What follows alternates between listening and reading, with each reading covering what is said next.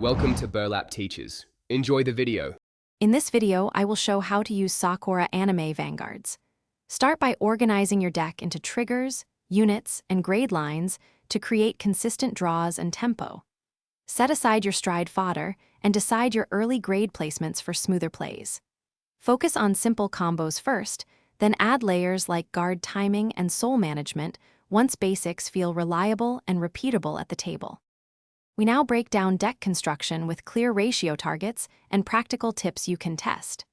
Aim for a solid mix of triggers and units so early game consistency supports your Sokora lines. Add stride fodder and one or two heal or critical triggers to balance risk and reward.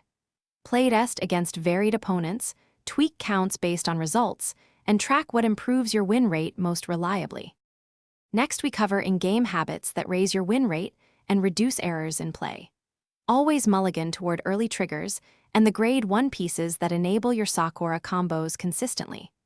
Watch your soul and damage closely, timing rushes and guards to control momentum without overcommitting. Practice recognizing moments to force a riskier lethal line versus preserving cards to outlast opponent pressure and exploit later openings. Thanks for watching. Consider subscribing if this video helped you.